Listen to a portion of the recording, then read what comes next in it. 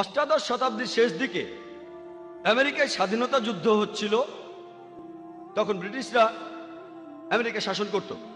অনেক আমেরিকানই স্বাধীনতার জন্য যুদ্ধ করছিল। 1776 সালে তারা স্বাধীনতা লাভ করে। আর তখনকার উচ্চপদস্থ নেতা Benjamin Franklin, George Washington, British সরকার তখন তাদের বলতো 1 নম্বর সন্ত্রাসী। যে লোক ছিল 1 নম্বর সন্ত্রাসী, জর্জ ওয়াশিংটন, পরবর্তীতে তিনিই হলেন ইউএস এর প্রেসিডেন্ট। চিন্তা করেন, সন্ত্রাসী 1 নম্বর, পরে হলেন আমেরিকার প্রেসিডেন্ট। আর তিনি হলেন আমেরিকার প্রথম প্রেসিডেন্ট যাকে সবাই শ্রদ্ধা করেন, এমনকি জর্জ বুশও।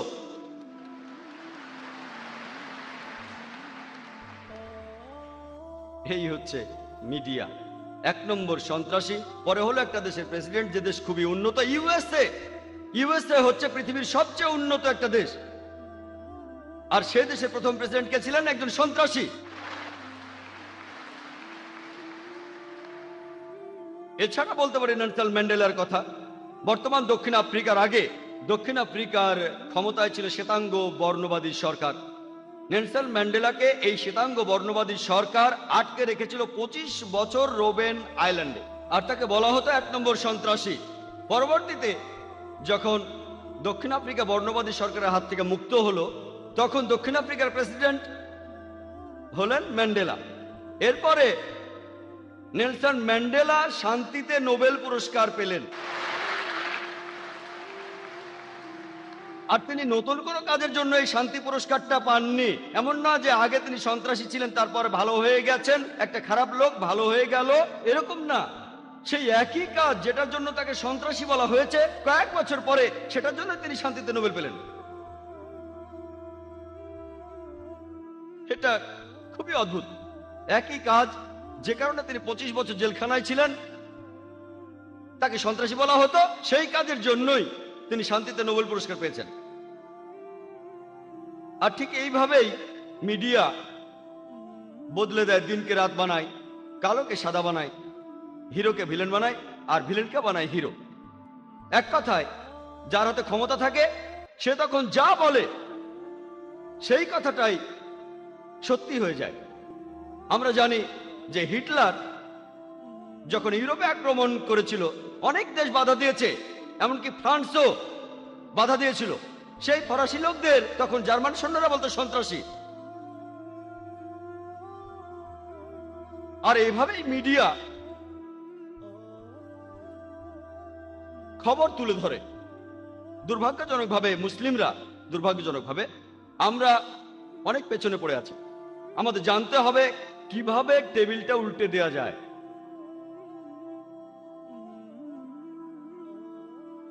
আর বর্তমানে ইসলামের যে শব্দটা নিয়ে সবচেয়ে বেশি ভুল ধারণা আছে, সেই শব্দটা হলো জিহাদ। এ ব্যাপারে শুধু অমুসলিমদের ভুল ধারণা আছে তা নয়, এই জিহাদ শব্দটা নিয়ে এমনকি মুসলিমদের মধ্যেও অনেকে ভুল ধারণা পোষণ করে। অনেক লোকই ভাবে যে কোনো যুদ্ধ যদি মুসলিমরা করে থাকে, যে কোনো কারণে হোক, সেটা ক্ষমতার জন্য হোক, নিজস্ব লাভের জন্য হোক, সেটা টাকার জন্য, সেটাই হচ্ছে জিহাদ। মুসলিমরা যে যুদ্ধে অংশগ্রহণ করে, হোক সেটা ক্ষমতার জন্য, নিজস্ব লাভের জন্য বা টাকার জন্য, সেগুলো জিহাদ নয়। জিহাদ একটা আরবি শব্দ, শব্দটা এসেছে জাহাদা থেকে, যার অর্থ চেষ্টা করা, যার অর্থ সংগ্রাম করা। ইসলাম ধর্মে শব্দটার অর্থ নিজের বিভিন্ন অন্যায় আকাঙ্ক্ষার বিরুদ্ধে চেষ্টা আর সংগ্রাম করে যাওয়া। এর অর্থ সমাজের উন্নতির জন্য চেষ্টা আর সংগ্রাম করে যাওয়া। এর অর্থ যুদ্ধক্ষেত্রে আত্মরক্ষার জন্য চেষ্টা আর সংগ্রাম করে যাওয়া। আরেকটা অর্থ অন্যায় অত্যাচারের বিরুদ্ধে চেষ্টা আর সংগ্রাম করা।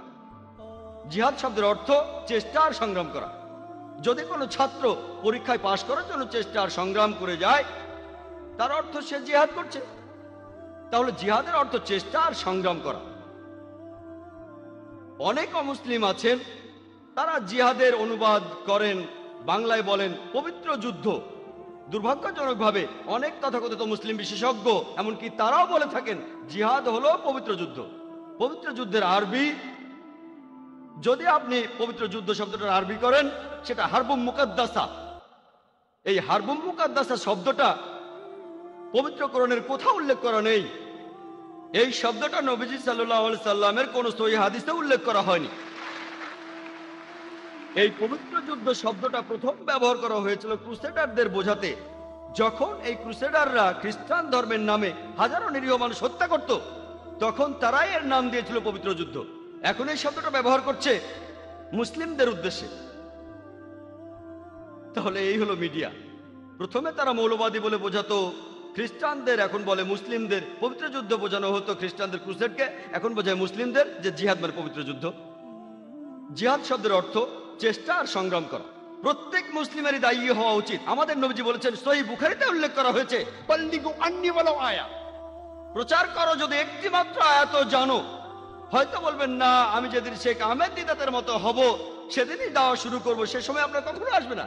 যদি আপনি ইসলাম সম্পর্কে মাত্র একটা আয়াত জানেন, যদি সেটা সঠিকভাবে জানেন, আপনি তাহলে ইসলাম প্রচার করবেন। প্রত্যেক মুসলিমের দায়ী হওয়া উচিত। আমরা আসলে আল্লাহ সুবহানাহু ওয়া তাআলার নির্দেশ মেনে চলছি না, আর এ কারণেই আমরা পিছিয়ে আছি। আল্লাহ বলেছেন তিনি তাদের সাহায্য করবেন না যারা নিজেদের সাহায্য করে না। এখানে তো আমাদের, এদের আমাদের 9/11-এর পরে ইসলামকে অপবাদ দেওয়ার প্রবণতাটা অনেক বেড়ে গেছে।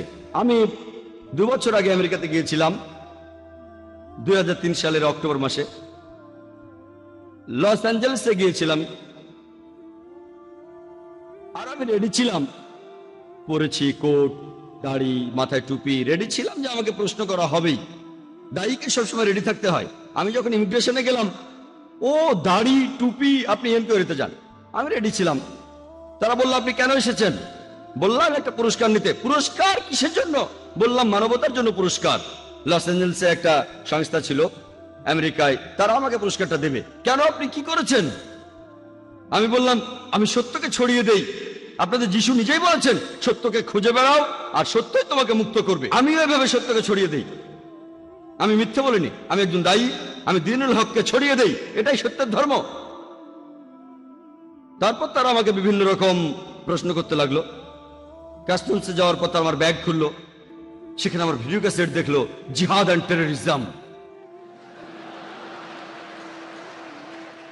তারপর প্রশ্ন করলো, আপনি কি জিহাদে বিশ্বাস করেন? বললাম হ্যাঁ। এমনকি যীশু খ্রিস্ট নিজেও জিহাদে বিশ্বাস করতেন, তিনিও চেষ্টার কথা বলেছেন, আমিও চেষ্টায় বিশ্বাস করি। যিশু যা বলেছেন আমিও সেটা বিশ্বাস করি, সবাইকে চেষ্টা করতে হবে। না না, আপনি কি যুদ্ধ করায় বিশ্বাস করেন? বললাম, এই কথাটা বাইবেলে উল্লেখ আছে, বুক অফ এক্সোডাসে 22 নম্বর অধ্যায়ে আপনাকে যুদ্ধ করতে হবে। বাইবেলে উল্লেখ করা আছে বুক অফ এক্সোডাসের 32 নম্বর অধ্যায়ে যুদ্ধ করতে হবে। বুক অফ নাম্বারসের 31 নম্বর অধ্যায়ে যুদ্ধ করো। যীশু খ্রিস্ট নিজের মুখে বলেছেন গসপেল অফ লুকের 22 নম্বর অধ্যায়ে, তরবারি নিয়ে তোমরা যুদ্ধ করো। কিন্তু তখন সেখানকার খ্রিস্টান কাস্টমস অফিসার বলল, সেটা তো আত্মরক্ষার জন্য। বললাম যে আমিও সেজন্য করি, আত্মরক্ষার জন্য। তারা বলল, স্যার আপনাকে আরেকটা প্রশ্ন করতে পারি? বললাম কোনো সমস্যা নেই। তখন আমার হোস্টকে বললাম, আমি ইমিগ্রেশনে দাওয়া দিচ্ছি, চিন্তা করবেন না। দায়ীর কথা বলি, একজন দায়ী কখনো সত্যকে ভয় পাবে না। আমি লেকচারের শুরুতে সূরা ইসরার একটি আয়াত বলেছিলাম, 81 নম্বর আয়াতে উল্লেখ করা হয়েছে, যখন সত্য এসে মিথ্যার সামনে দাঁড়ায়, মিথ্যা তখন বিলুপ্ত হয়, কারণ মিথ্যা তার প্রকৃতিগত কারণে বিলুপ্ত হবে। আর আলহামদুলিল্লাহ 9/11-এর পরে নিয়মের বেশ কড়াকড়ি হয়েছে, কাস্টমসে কড়াকড়ি হয়েছে। তবে আলহামদুলিল্লাহ 9/11-এর পরে আমি গিয়েছি আমেরিকায়, কানাডায়, ইংল্যান্ডে, অস্ট্রেলিয়ায়, মালয়েশিয়ায়, সিঙ্গাপুরে। আমার কাছে 10 বছরের আমেরিকান ভিসা আছে, ইংল্যান্ডের 5 বছর, কানাডার 2 বছরের ভিসা। আলহামদুলিল্লাহ সুম্মা আলহামদুলিল্লাহ। তারপরেও আমি আমার কথাগুলো স্পষ্টভাবেই বলি। যখন লেকচার দিতে যাই বলি লেকচার দিতে এসেছি, যখন সত্য প্রচার করতে যাই বলি সত্য প্রচার করতে এসেছি। পরিস্থিতির উপর ভিত্তি করেই উত্তরটা দেই। পবিত্র কোরআনের সূরা ইমরানের 64 নম্বর আয়াতে উল্লেখ করা হয়েছে, তাআলা ইলা কালিমাতিন সাওয়াইন বাইনানা ওয়া বাইনাকুম, এসো সেই কথা যাহা আমাদের এবং তোমাদের মধ্যে এক। অনেকেই হয়তো ইন্ডিয়ার বর্তমান পরিস্থিতি জানেন, সেখানে দাওয়ার কাজটা খুব সহজ নয়। বিশেষ করে আমি যেখানে থাকি বোম্বে শহরে, যেসব জায়গায় দাওয়ার কাজ সবচেয়ে কঠিন আমার মতে তার একটা হলো বোম্বে।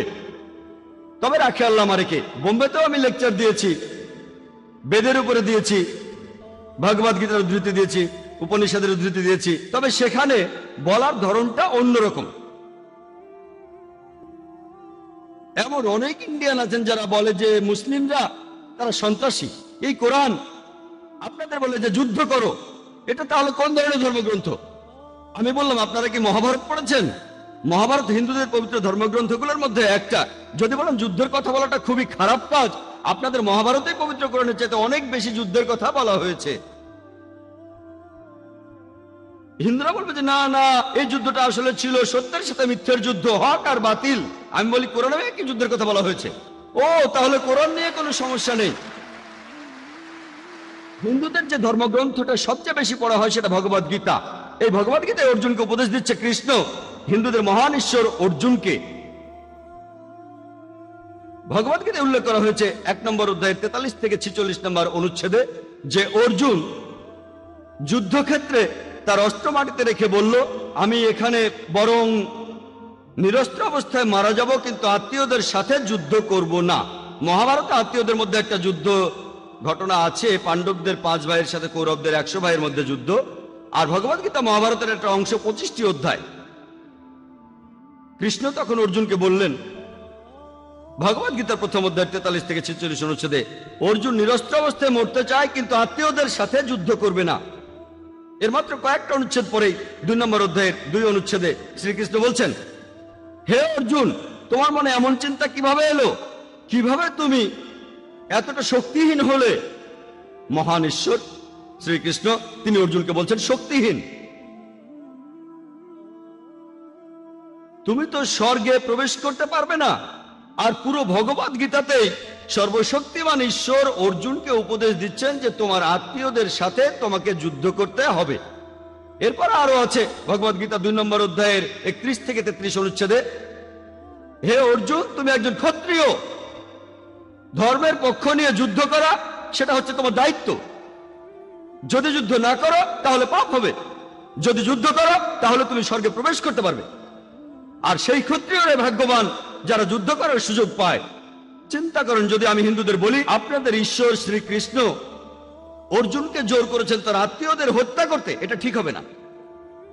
শ্রীকৃষ্ণ যেটা করেছেন, অর্জুনকে বলেছেন যদি তোমাকে সত্যের জন্য যুদ্ধ করতে হয়, আত্মীয়দের সাথে যুদ্ধ করতে হয়, তবুও তুমি যুদ্ধ করো। আর পবিত্র কোরআনেও বলছে, সূরা নিসার 135 নম্বর আয়াতে উল্লেখ করা হয়েছে, ইয়া আইয়ুহাল্লাযিনা আমানু, হে মুমিনগণ, ন্যায় বিচারে দৃঢ় প্রতিজ্ঞ থাকবে, সাক্ষী স্বরূপ আল্লাহ সুবহানাহু ওয়া তাআলার। যদিও সেটা তোমাদের বিরুদ্ধে যায়, পিতামাতার বিরুদ্ধে যায়, আত্মীয় স্বজনের বিরুদ্ধে যায়, হোক সেটা ধনী বা গরিব, আল্লাহ উভয়েরই ঘনিষ্ঠতর। একই কথা। প্রায় দেখা যায় একটা হাদিসের কথা বলা হয় ইসলামকে অপবাদ দিয়ে। সহিহ বুখারীর একটা হাদিস, 4 নম্বর খণ্ড, সেখানে বুক অফ জিহাদের 2 নম্বর অধ্যায়ের 45 নম্বর হাদিস। আর সমালোচকরা বলে, আপনাদের নবী মুহাম্মদ সাল্লাল্লাহু আলাইহি সাল্লাম বলেছেন, যদি কোনো মুজাহিদ যুদ্ধক্ষেত্রে মারা যায় সে তাহলে বেহেশতে যাবে, যদি বেঁচে ফিরে আসে তাহলে পৃথিবীর সম্পদ পাবে। আর বিভিন্ন সমালোচক ইন্ডিয়ার, যেমন অনুসরী, তারা ইসলামের সমালোচনা করে এই হাদিসের উদ্ধৃতি দেয়। আমি তাদের বলি, আপনারা কি ভগবদ গীতা পড়েননি? ভগবদ গীতায় উল্লেখ আছে 2 নম্বর অধ্যায়ের 37 অনুচ্ছেদে, শ্রীকৃষ্ণ হিন্দুদের মহান ঈশ্বর তিনি অর্জুনকে বলছেন, হে অর্জুন, যাও যুদ্ধ করো, যদি মারা যাও তুমি তাহলে স্বর্গে যেতে পারবে, বেহেশতে যেতে পারবে, তুমি জান্নাতে যেতে পারবে, বেহেশতে। যদি তুমি বেঁচে ফিরে আসো তাহলে যুদ্ধের লুণ্ঠিত দ্রব্য তুমি পাবে। ঠিক একই কথা আছে সহিহ বুখারীতে, একই। আমি এই হিন্দুদের বলি, আপনাদের ধর্মগ্রন্থ কি পড়েননি যে এখন কোরআন হাদিসের ভুল বের করছেন? আমি আল্লাহ সুবহানাহু ওয়া তাআলার নির্দেশ মেনেই চলি, তাআলা ইলা কালিমাতিন সাওয়াইন বাইনানা ওয়া বাইনাকুম, এসো সেই কথা যাহা তোমাদের এবং আমাদের মধ্যে এক। তাই মুসলিমদের এটা জানতে হবে কিভাবে দাওয়া দিতে হয়, কিভাবে সত্যকে ছড়িয়ে দিতে হয়, কিভাবে। এবার টেবিলটাকে উল্টে দিতে হবে। আমি আগেও বলেছিলাম, তখন ইংল্যান্ডে ছিলাম, তারা মুসলিমদের নিয়ে অনেক কথা বলছিল, যেমন আত্মঘাতী বোমা, মুসলিমরা নিরীহ মানুষদের হত্যা করছে। একটা বই আছে, লিখেছেন একজন অ্যাসোসিয়েট প্রফেসর পলিটিক্যাল সায়েন্সের, শিকাগো ইউনিভার্সিটির প্রফেসর, নাম রবার্ট পেপ। তিনি একটা বই লিখেছেন যেটার নাম ডাইং টু উইন। তিনি একজন বিশেষজ্ঞ আত্মঘাতী বোমা হামলার উপরে, আত্মঘাতী সন্ত্রাস। আমেরিকাতে 1 নম্বর রবার্ট পেপ, বইটার নাম ডাইং টু উইন। তিনি তার বইতে লিখেছেন আত্মঘাতী বোমা হামলা এটা ইসলাম ধর্মে ছিল না। যদি আপনারা ইসলামের ইতিহাস পড়েন, কোরআন হাদিস পড়েন, সেখানে আত্মঘাতী বোমা হামলার কথা নাই। একেবারে প্রথমে যারা আত্মঘাতী বোমা হামলা করেছে তারা হলো তামিল টাইগার্স। পরবর্তীতে শুরু করলো মার্ক্সবাদী আর লেনিনবাদীরা। রবার্ট পেপ লিখেছেন যে ইরাকে আমেরিকানরা আসার আগে আত্মঘাতী বোমা হামলা ছিল না, আমেরিকানরা সেখানে আসলো আর আত্মঘাতী বোমা হামলা শুরু হয়ে গেল। কে বলেছেন? একজন অমুসলিম, একজন খ্রিস্টান আমেরিকান, যিনি আত্মঘাতী বোমা হামলার উপরে একজন বিশেষজ্ঞ রবার্ট পেপ। আর আমেরিকান অমুসলিমদের লেখা বই নিয়েই একটা লেকচার দেওয়া যেতে পারে। আমাদের জানতে হবে কিভাবে ধর্মকে প্রচার করতে হবে, এই সত্যের ধর্মকে। আপনারা জানেন যে ইংল্যান্ডে আয়ারের সমস্যা বেশ পুরনো না, এটাকে বলা যেতে পারে ক্যাথলিক টেররিজম, কিন্তু তারা এটাকে ক্যাথলিকদের সন্ত্রাস বলে না। কেন? কোন মুসলিম জড়িত থাকলে ইসলামিক টেররিজম, অমুসলিমের জড়িত থাকলে তারা এলাকার কথা বলে, ধর্মের কথা বলে না। কেন? আর ঠিক এইভাবেই মিডিয়া বিভিন্ন খবর তুলে ধরে আর সেটাকে ভুলভাবে প্রচার করে থাকে। এই মিডিয়া, যেমন ধরেন যদি এটা ইন্ডিয়ার মিডিয়ায় আসে যে 50 বছরের এক আরব ইন্ডিয়ায় আসলো আর 16 বছরের একটি মেয়েকে বিয়ে করলো, হেডলাইন 50 বছরের মুসলিম আরব 16 বছরের মেয়েকে বিয়ে করেছে। কিন্তু যদি 50 বছরের কোনো অমুসলিম 6 বছরের একটি মেয়েকে রেপ করে, এটা নিয়ে ছোট্ট খবর হয়। যদিও বিয়ের সময় মেয়ের বাবা মায়ের অনুমতি নেওয়া হয়েছে, মেয়েও রাজি আছে, তাকে প্রাপ্য অধিকার দেওয়া হচ্ছে, এখানে সমস্যাটা কি? কিন্তু 50 বছরের অমুসলিম 6 বছরের মেয়েকে ধর্ষণ করলে এটা নিয়ে ছোট্ট খবর হয়। ওকলাহোমা বোমিং এর কথা নিশ্চয়ই শুনেছেন। মধ্যপ্রাচ্যের ষড়যন্ত্র দিনের পর দিন। যখন জানতে পারলো হামলাকারী আমেরিকান সৈনিক, খবরটা কয়েকদিন পর পেপার থেকে হারিয়ে গেল। এরকম আরো অনেক উদাহরণ দেওয়া যায় যে মিডিয়া আসলে খেলা করছে। আর এখন তারা বলে ইসলাম হলো সেই ধর্ম যেটা তরবারির জোরে ছড়ানো হয়েছে। এ ব্যাপারে খুব সুন্দর বলেছেন ডি লেসলি ওলেরি তার বইতে ইসলাম অন দ্য ক্রস রোডের 8 নম্বর পৃষ্ঠায়। বলা হয়েছে ইতিহাসে এটা পরিষ্কার যে তরবারি হাতে নিয়ে মুসলিমদের ইসলাম ধর্মকে ছড়ানো আর বিভিন্ন দেশ জয় করার আজগুবি গল্পটা একটা অসাধারণ মিথ্যে ছাড়া আর কিছুই নয়, যেটা বারবার করে বলা হয়ে থাকে। ডি লেসলি ওলেরি খুবই বিখ্যাত ঐতিহাসিক। তিনি বলেছেন ইতিহাসে এটা পরিষ্কার যে চরমপন্থী মুসলিমদের তরবারি হাতে নিয়ে ইসলাম ছড়ানো আর বিভিন্ন দেশ জয় করার গল্প একটা অসাধারণ মিথ্যে, যেটা বারবার বলা হয়ে থাকে। ইতিহাস আমাদের বলে যে আমরা মুসলিমরা 800 বছর স্পেনে রাজত্ব করেছি, আমরা আমাদের কাজ করিনি, আমরা মানুষকে দাওয়া দেয়নি। পরবর্তীতে ক্রুসেডাররা আসলো, স্পেন দখল করলো, তখন একজন মুসলিমও প্রকাশ্যে আজান দিতে পারতো না। মুসলিমরা আমরা আরব দেশগুলো শাসন করেছি গত 1400 বছর ধরে। কিছুদিন ব্রিটিশরা করেছিল, কিছুদিন ফ্রেঞ্চরা শাসন করেছিল, তবে মুসলিমরা এই সময়টা বাদ দিয়ে আরব দেশগুলো শাসন করেছে গত 1400 বছর ধরে। তবু এখনো পরিসংখ্যান আমাদের বলে আরব দেশে প্রায় 1.5 কোটি মানুষ আছে যারা কপ্টিক খ্রিস্টান। কপ্টিক খ্রিস্টান মানে বংশ পরম্পরায় খ্রিস্টান। যদি আমরা চাইতাম তাহলে আরবদের সবাইকে ইসলাম গ্রহণে বাধ্য করতাম তরবারির জোরে, আমরা সেটা করিনি। এই 1.5 কোটি কপ্টিক খ্রিস্টান আরব দেশে তারাই সাক্ষ্য দিচ্ছে, তারাই শাহাদা দিচ্ছে যে ইসলাম তরবারির সাহায্যে ছড়ানো হয়নি। মুসলিমরা ইন্ডিয়া শাসন করেছে প্রায় 1000 বছর। বর্তমানে ইন্ডিয়ায় 80%-এরও বেশি মানুষ অমুসলিম। আমরা যদি চাইতাম তাহলে প্রত্যেক ইন্ডিয়ানকে তরবারি দিয়ে ইসলাম গ্রহণে বাধ্য করতাম, আমরা সেটা করিনি, ইসলাম সে অনুমতি দেয়নি। ইন্ডিয়ার এই 80% অমুসলিম সাক্ষ্য দিচ্ছে, শাহাদা দিচ্ছে যে ইসলাম তরবারির মাধ্যমে ছড়ানো হয়নি। কোন মুসলিম আর্মি আফ্রিকার পূর্ব উপকূলে গিয়েছিল? কোন মুসলিম আর্মি ইন্দোনেশিয়ায় গিয়েছিল যে দেশে মুসলিমদের সংখ্যা সবচেয়ে বেশি? কোন মুসলিম আর্মি গিয়েছিল মালয়েশিয়ায় যেখানে 50%-এর বেশি মুসলিম? কোন মুসলিম আর্মি? কোন তরবারি? এটা হলো বুদ্ধির তরবারি। পবিত্র কোরআনে আছে সূরা নাহালের 125 নম্বর আয়াতে উল্লেখ করা হয়েছে, উদু ইলা সাবিলি রাব্বিকা বিল হিকমা ওয়াল মাউযিতাল হাসানা ওয়াজাদিলহুম বিল্লাতি আহসান। প্রতিপালকের পথে মানুষকে আহ্বান করো হিকমত ও সদুপদেশ দ্বারা, এবং তাদের সাথে তর্ক করো আর তাদের যুক্তি দেখাও সবচেয়ে উত্তম ও গ্রহণযোগ্য পন্থায়। একবার একটা আর্টিকেল ছাপা হয়েছিল রিডার্স ডাইজেস্ট অ্যালবাইনা কেয়ার বুকে 1984 সালে। এটা পরে প্লেন ট্রুথ ম্যাগাজিনও ছাপা হয়েছিল। একটা জরিপ চালানো হয়েছিল প্রধান ধর্মগুলোর অনুসারীদের নিয়ে। মোট 50 বছরের হিসাব সেখানে ছিল 1934 সাল থেকে 1984 সাল পর্যন্ত। আর যে ধর্মের অনুসারীদের সঙ্গে সবচেয়ে বেশি হারে বেড়েছে সেটা হলো ইসলাম, 235%। খ্রিস্টান ধর্ম মাত্র 47%। এবার আমি প্রশ্ন করি, এই 50 বছরের মধ্যে এমন কোন যুদ্ধ হয়েছিল 1934 সাল থেকে 1984 সালের মধ্যে যে কারণে লক্ষ লক্ষ মানুষ ইসলাম গ্রহণ করছে? কোন যুদ্ধ? কোন যুদ্ধ? আজকে পৃথিবীতে ইসলামের প্রসার সবচেয়ে বেশি হারে বাড়ছে। আমেরিকায় যে ধর্মের প্রসার সবচেয়ে বেশি সেটা ইসলাম, ইউরোপে যে ধর্মের প্রসার সবচেয়ে বেশি সেটা ইসলাম। আমার প্রশ্ন, কে এই আমেরিকানদের, কে ইউরোপিয়ানদের তরবারির মুখে ইসলাম গ্রহণ করতে বাধ্য করছে?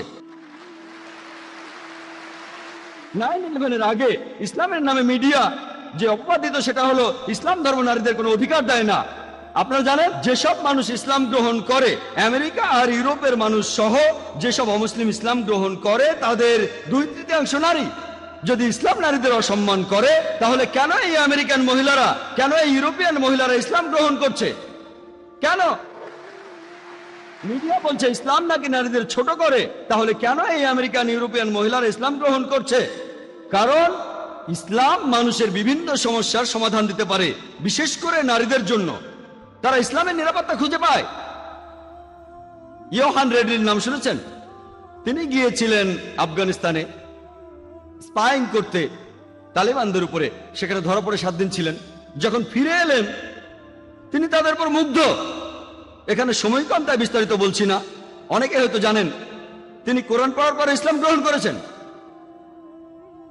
লোকে প্রশ্ন করেছে তালিবানরা কেমন ব্যবহার করেছে। আমাকে তারা অতিথির মতোই আপ্যায়ন করেছে, তারা যথেষ্ট সম্মান করেছে। তিনি বলেন তার সাথে খুবই ভদ্র ব্যবহার করেছে। তার মনোভাব বদলে গেছে। এখন তিনি ইসলাম গ্রহণ করে হিজাব পালন করেন। একজন ব্রিটিশ রিপোর্টার সেখানে গিয়েছিলেন মুসলিমদের বিরুদ্ধে লেখার জন্য, তিনিও ইসলাম গ্রহণ করেছেন আলহামদুলিল্লাহ। আর 9/11 পরে যখনই আমি আমেরিকা অথবা ইউরোপে যাই, আগের চাইতে অনেক বেশি অমুসলিম আমার লেকচার শুনতে আসে। তারা আমেরিকান, তারা ইউরোপিয়ান, সবাই আসে। পবিত্র কোরআনে আছে সূরা ইমরানের 54 নম্বর আয়াতে উল্লেখ করা হয়েছে যে মাকারু মাকারাল্লাহু ওয়াল্লাহু খায়রুল মাকিরিন। আর তারা চক্রান্ত করেছিল, আল্লাহ কৌশল করেছিলেন, আল্লাহ সর্বশ্রেষ্ঠ কৌশলী। 9/11 পরে মাত্র 9 মাসের মধ্যে শুধুমাত্র আমেরিকায় 34,000 মানুষ ইসলাম গ্রহণ করেছে। ইয়োহান রেডলির কথা অনুযায়ী 9/11 9-10 মাস পরে 20,000 ইউরোপিয়ান ইসলাম গ্রহণ করেছে। তারা যতই আক্রমণ করছে ইসলাম ততই উপরে উঠে যাচ্ছে। কিন্তু আমরা কিছু করছি না, আমাদের কারণে এসব হচ্ছে না, আমরা দায়িত্ব পালন করছি না। আল্লাহ প্রতিশ্রুতি দিয়েছেন কোরআনে, সব মিলিয়ে মোট 3টি আলাদা জায়গায়। সূরা সাফের 9 নম্বর আয়াতে উল্লেখ করা হয়েছে, সূরা তাওবা 33 নম্বর আয়াতে উল্লেখ করা হয়েছে, এবং পবিত্র কোরআনে সূরা ফাতার 28 নম্বর আয়াতে বলা হয়েছে হুয়াল্লাযী আরসালা রাসূলাহু বিল হুদা ওয়াদ-দীনিল হক লিইয়ুযহিরাহু আলাদ দীনি কুল্লি। আল্লাহ তার রাসূলকে পাঠিয়েছেন পথ নির্দেশক এবং সত্যের দিন সহ, যাতে করে এটা অন্য সমস্ত দিনের উপরে থাকে, অন্য সব দিন দর্শনের উপরে থাকে। ইসলাম অন্য সব ধর্মের উপরে অবস্থান করবে। এই শান্তির ধর্মটা, এই সত্যের ধর্মটা অন্য সব জীবন দর্শনের উপরে থাকবে। আর সাক্ষী হিসেবে আল্লাহ যথেষ্ট। এটা হয়তো অমুসলিমরা অপছন্দ করবে, এটা হয়তো মুসলিমরা অপছন্দ করবে, ইসলাম অন্য সব ধর্মের উপরে অবস্থান করবে। ইসলাম প্রচারের জন্য আমাদের কোনো দরকার নেই আল্লাহর, আমাদেরকে আল্লাহর কোনো প্রয়োজন নেই। আল্লাহ নিজেই তার দিনকে সমুন্নত রাখবেন। তিনি আমাদের একটা সুযোগ দিয়েছেন আমাদের দায়িত্ব পালন করার আর তার কাছে পুরস্কার পাওয়ার। তিনি আমাদেরকে দাওয়া দেওয়ার একটা সুযোগ দিয়েছেন। এই সত্যের ধর্ম টিকে থাকবে, এই দ্বীনুল হক, এই সত্যের ধর্ম, এই শান্তির ধর্ম অবশ্যই টিকে থাকবে। একটা বেশ সুন্দর কথা বলেছিলেন অ্যাডাম পিয়ারসন। তিনি বলেছেন যারা ভয় পায় যে একদিন পারমাণবিক বোমা হয়তোবা আরবদের হাতে চলে যাবে, তারা এটা বুঝতে পারে না যে ইসলামের আসল বোমাটা অনেক আগে পৃথিবীতে পড়ে গেছে। বোমাটা পড়েছে যেদিন নবী মুহাম্মদ সাল্লাল্লাহু আলাইহি ওয়াসাল্লাম জন্ম নিয়েছিলেন। এবার দেখি মিডিয়া ইসলামের বিরুদ্ধে কি বলে। আমরা সব ধরনের মিডিয়াকে এক ঝলক দেখব। প্রথমে আসুন প্রিন্ট মিডিয়া দেখি। টাইম ম্যাগাজিনে একটা আর্টিকেল ছাপা হয়েছিল 1979 সালের 16 এপ্রিলের কথা। এটা লিখেছিল এক খ্রিস্টান। তিনি লিখেছেন যে ইসলাম ধর্মের বিরুদ্ধে গত 150 বছরে 60,000-এরও বেশি বই লেখা হয়েছে। 1800 সাল থেকে 1950 সালের মধ্যে ইসলামের বিরুদ্ধে 60,000-এরও বেশি বই লেখা হয়েছে। যদি হিসেব করেন গড়ে একটারও বেশি বই লেখা হয়েছে প্রতিদিন। প্রতিদিন একটারও বেশি বই লেখা হয়েছে ইসলামের বিরুদ্ধে, নবীজির বিরুদ্ধে। আর 9/11-এর পরে এই প্রবণতাটা আরো অনেক বেড়ে গেছে। ইসলামের বিরুদ্ধে এখন প্রতিদিন অনেক বই লেখা হচ্ছে। আর মুসলিমরা আমরা কি করছি? খ্রিস্টান মিশনারিরা তারা ধর্মকে ছড়াচ্ছে, তাদের দায়িত্ব পালন করছে, তারা ছাপাচ্ছে বিভিন্ন লিটারেচার আর সেগুলো বিলি করছে। আমাদের এখানেও একটা স্যাম্পল আছে। এই যে প্রশ্ন করেছিলাম এক আরব শেখকে প্লেনে যাওয়ার সময় যে এটা কি, তিনি বললেন আল্লাহ মোহাম্মদ। কিন্তু যদি একটু খেয়াল করে পড়েন এটা আল্লাহ মোহাম্মদ না, এটা হলো আসলে আল্লাহ মোহাব্বা, যার অর্থ ঈশ্বরী প্রেম। এটা আসলে বাইবেলের একটা উদ্ধৃতি, ফার্স্ট এপিস্টল অফ জন 4 নম্বর অধ্যায়ের 16 অনুচ্ছেদ। ঈশ্বরী প্রেম। তারপর বলা হয়েছে যে প্রেম নিয়ে বসবাস করে সে ঈশ্বরের সাথে থাকে, ঈশ্বর তার ভেতরে থাকেন।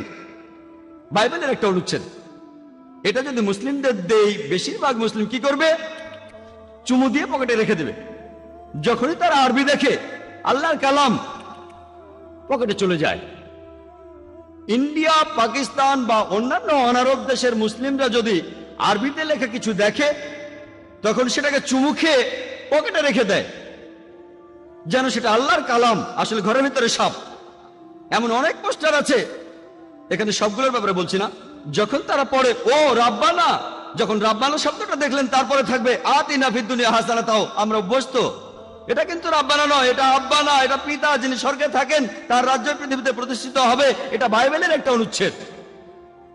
তারা এগুলো মুসলিমদের মাঝে বিলি করে, আর আমরা খুব রংচঙ্গে এটা তো ফটোকপি 4 কালারে ছাপানো, খুব সুন্দর, সেটা নিয়ে বাড়ি চলে যাবেন। এভাবেই প্রতারিত হচ্ছেন। তারা প্রতারণার মাধ্যমে আমাদের ঘরে ঢুকছে। আমি একটা লেকচার দিয়েছিলাম খ্রিস্টান ধর্ম প্রচারকদের প্রতারণা। সময় কম, তাই এখানে বিস্তারিত বলতে পারছি না। এর প্রত্যেকটা বিষয় নিয়ে ঘন্টার পর ঘন্টা লেকচার দেওয়া যায়।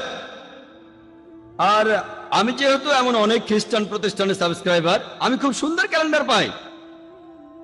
একবার একজন আলেম আমার বাসায় আসলেন যিনি আরবি জানেন। বললাম ক্যালেন্ডারটা কেমন? ও খুব সুন্দর ক্যালেন্ডার, আমি কি বাসায় নিয়ে যেতে পারি? বললাম নিয়ে যান। তিনি সেটাকে কয়েক সপ্তাহ রাখলেন। একদিন তাকে বললাম ক্যালেন্ডারটা আপনার কাছে কেমন লেগেছে? খুবই সুন্দর জাকির ভাই। আমি বললাম ওটা নিয়ে আসেন। সে বললো কেন? আমি বললাম ওটা নিয়ে আসেন, এবার ভালো করে পড়ে দেখেন। তখন তিনি বুঝলেন যে বাইবেলের কথা আরবিতে লেখা। খ্রিস্টানরা এখন বাইবেল লিখছে অন্যান্য ধর্মের সাথে সাদৃশ্য রেখে। আর বাইবেল পড়ে দেখেন, লেখা আছে বিসমিল্লাহির রহমানির রহিম। তারা কোরআনের আয়াত ধার করছে, তারপর সামান্য বদলে দিয়ে আরবদের হাতে তুলে দিচ্ছে। তারাও ভাবছে এটা কোরআনের অংশ, আসলে সেটা কিন্তু বাইবেল। তারাই কৌশল অবলম্বন করছে। কিতাবুল মুকাদ্দাস। আমি আগেও বলেছি, এখানে সংক্ষেপেই বলি আমরা মুসলিমরা কি করছি। আমি ইন্ডিয়া থেকে এসেছি। আমার দেশের জনসংখ্যা 100 কোটিরও বেশি। আর তাদের মধ্যে নিশ্চিতভাবে বলা যায় 16 কোটি থেকে 18 কোটি মানুষ হচ্ছে মুসলিম। সেখানে অনেক মুসলিম ম্যাগাজিন আছে দাওয়া দেওয়ার জন্য ইত্যাদি। ইন্ডিয়াতে এই ম্যাগাজিনের কতগুলো কপি ছাপানো হয়? কতগুলো? 4000, 5000, 8000। 1 নম্বর ইংরেজি দেওয়া ম্যাগাজিন ইসলামিক ভয়েস 15,000। আমি কয়েক বছর আগে আমেরিকায় গিয়েছিলাম, এবারের আগে আরেকবার গিয়েছিলাম। একটা সার্ভে করেছিলাম। সবচেয়ে বেশি যে ম্যাগাজিনটা চলে, দাওয়া ম্যাগাজিন বের করে ইসমা, দ্য মেসেজ, 50,000। আপনারা জানেন খ্রিস্টান ধর্মে ছোট একটা কাল্ট আছে, এদের নাম জেহোভাস উইটনেসেস। আলাদা, এরা মূলধারার খ্রিস্টান না। তারা একটা ম্যাগাজিন ছাপায় যেটার নাম হলো ওয়াচ টাওয়ার। কত কপি ছাপানো হয় জানেন? মাসে কত কপি ছাপানো হয় আপনারা কি কেউ বলতে পারবেন? আমাদের পত্রিকা আমেরিকায় খুব বেশি হলে 50,000। তারা কতগুলো কপি ছাপায় কেউ বলতে পারবেন? কোনো পয়সা দিতে হবে না, কেউ বলবেন কত? 10 লক্ষ। হ্যাঁ, 10 লক্ষ। 10 লক্ষ, ডাইরেক্ট 10 লক্ষ। আর কেউ বলবেন? 50,000। 50,000, 5 লক্ষ। 5 লক্ষ, 50 লক্ষ। 50 লক্ষ, 50 লক্ষ, 1 লক্ষ। 1 লক্ষ, 1 লক্ষ। আমি বলি কত কপি? 2,08,30,000 কপি। আমরা এতগুলো ছাপাতেও পারি না, কল্পনাও করতে পারি না, কোনো কথা কল্পনাও করতে পারি না। খ্রিস্টানদের মধ্যে খুব ছোট্ট একটা সম্প্রদায় যাদের নাম জেহোভাস উইটনেসেস, তারা দুটো ম্যাগাজিন ছাপায়। তার একটা হলো ওয়াচ টাওয়ার, সেটা তারা ছাপায় মাসে 2 বার, মাসে একবার না, প্রতি মাসে 2 বার। প্রতিবার তারা 2,08,30,000 কপি ছাপায়। 2 কোটির বেশি ছাপানো হয় 130টি ভাষায়। ম্যাগাজিনটা ছাপানো হয় প্রত্যেক মাসে 2 বার করে, প্রত্যেকবার 2,08,30,000 কপি, মানে প্রত্যেক মাসে 4 কোটিরও বেশি ম্যাগাজিন ছাপানো হয়। ছাপা হয় 130টি ভাষায়। তাদের আরেকটা ম্যাগাজিন, সেটা অ্যাওয়েক, 1,60,00,000 কপি, মাসে 2 বার, তার মানে 3 কোটিরও বেশি, 4 কালারে ছাপা। তারা এগুলো ফ্রি দেয়। মুসলিমরা ছাপানো তো দূরের কথা, কল্পনাও করতে পারি না। কল্পনার জন্য কোনো টাকা পয়সা খরচ হতো না। একজন বলেছেন 50 লক্ষ। তারা প্রতি মাসে 4 কোটি ম্যাগাজিন ছাপায়, কল্পনাও করতে পারি না। সেগুলো ফ্রি দেয়। কোন কোন জায়গায় সামান্য মূল্য নেই, যেমন ইন্ডিয়ায় 2 রুপি, 16 হালালা। 16 হালালা আবার কি? তারা সবাইকে সবসময় এই ম্যাগাজিনগুলো ফ্রি দিয়ে দেয়। ওয়াচ টাওয়ার বের হয় 130টি ভাষায়, আর অ্যাওয়েক 80টি ভাষায়। এভাবেই তারা ধর্ম প্রচার করে। আর লেকচার দেওয়ার মাধ্যমেও ধর্ম প্রচার করা যায়। আমরা ইসলামিক রিসার্চ ফাউন্ডেশনের মাধ্যমে লেকচারের ব্যবস্থা করি বোম্বেতে। বোম্বেতে একটা লেকচার দিয়েছিলাম আহজাদ ময়দানে। আর এই অনুষ্ঠানটা বেশ ভালো হয়েছিল তুলনামূলকভাবে। বোম্বেতে অনেক মানুষ থাকে, তবে বোম্বেতে মানুষ জড়ো করাটা খুব কঠিন। যদি 200 লোক জড়ো করতে পারেন ইংরেজিতে ইসলামিক লেকচারের জন্য, তাহলে আমি দারুণ সফল। তার মানে আপনি দারুণ কাজ করেছেন, কারণ বোম্বে খুব ব্যস্ত শহর, মানুষজনের হাতে অত সময় নেই। সেই লেকচারে প্রেস বলেছিল 2 লক্ষ মানুষ এসেছিল, তবে আমরা জানি 20,000 মানুষ এসেছিল। প্রেস একটু বাড়িয়ে বলে আমরা আয়োজন করেছিলাম জানি। আমার লেকচারের বিষয় ছিল হিন্দুইজম আর ইসলামের মধ্যে সাদৃশ্য। 20,000 লোক এসেছিল। অনুষ্ঠানটা ভালোভাবে হয়েছিল। জিনিস আনা হয়েছিল, বড়টা ছোটটা না। 9টা ক্যামেরা ছিল, বেশ প্রফেশনাল ভাবে করেছিলাম। অনেক মুসলিম বলেছিল এরা নিশ্চয়ই অনেক টাকা খরচ করেছে, 9-10 লাখ টাকা তো খরচ করেছেই, হয়তো এরা 10 লাখ টাকায় খরচ করে ফেলেছে। আনুমানিক এরা কমপক্ষে 10 লাখ টাকা খরচ করেছে, অর্থাৎ প্রায় 80,000 দিরহাম। কমপক্ষে আমরা হয়তো $20,000 খরচ করে ফেলেছি। তারা বুঝতে পারেনি কত খরচ করেছি। আমাদের খরচ হচ্ছে 28 থেকে 30 লাখ টাকার বেশি না। লোকে যা ভেবেছে তার 3 গুণ খরচ হয়েছে। আমরা $60,000 খরচ করেছি, প্রায় 2.5 লক্ষ দিরহাম।